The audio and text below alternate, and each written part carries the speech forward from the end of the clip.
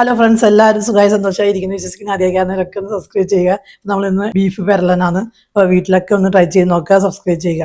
നമ്മൾ beef already ഇവിടെ കുക്കറിൽ വേവിച്ച് വെച്ചേക്കുക. 5 വിസിലടിച്ചിട്ട് എടുത്തിട്ടുണ്ട്. അപ്പോൾ ബീഫ് നന്നായി ഇവിടെ കുക്കറിൽ ഓൾറെഡി വേവിച്ച് വെച്ചേക്കുക. ഒരു പാനിൽ കുറച്ച് വെളിച്ചെണ്ണ ശരിയാക്കി വെച്ചിട്ടുണ്ട്. അതൊക്കെ നമ്മൾ ഇഞ്ചി വെളുത്തുള്ളി ഇതൊക്കെ നന്നായി വഴന്ന് വരുമ്പോൾ നമ്മൾ ഇതിലേക്ക് 3 സവാള സൈസ് ചെയ്ത് വെച്ചതും പിന്നെ ചുവന്നുള്ളി പിന്നെ പച്ചമുളകും കറിവേപ്പിലൊക്കെ ഇട്ട് കുറച്ച് ഉപ്പിട്ടിട്ട് നന്നായിട്ട് ഒന്ന് വഴറ്റിയെടുക്കുക. പച്ചമുളകും ഇഞ്ചിയും എല്ലാം നന്നായിട്ട് വഴന്ന് വന്നിട്ട് നമുക്ക് ഇനി മസാലകളൊക്കെ ഒന്ന് ചേർത്ത് കൊടുക്കുക.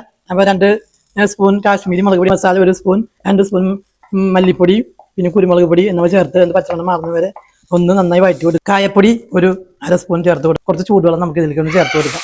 ബീഫ് വേവിച്ച വെള്ളത്തോടുപാടെ ചേർത്ത് ഒരു 10 മിനിറ്റ് നേരം ഒന്ന് മൂടി വെച്ച് നന്നായിട്ട് വേവിക്കും. ഇത് കുറുകി വന്നിട്ട് നമ്മൾ ഏറ്റവും അവസാനം തക്കാളിയിലെ ചെറിയ കഷ്ണങ്ങളാക്കിയതും 2 പച്ചമുളകും കറിവേപ്പിലയും വന്നിട്ട് സ്പൂൺ മീറ്റ് മസാലയും കുരുമുളക് പൊടിയും ചേർത്ത് കൊടുക്കുക. ജീരകവും ഉള്ളിയും പച്ചമുളകും കറിവേപ്പിലൊക്കെ നന്നായി താളിച്ചത് ഏറ്റവും അവസാനം ചേർത്ത്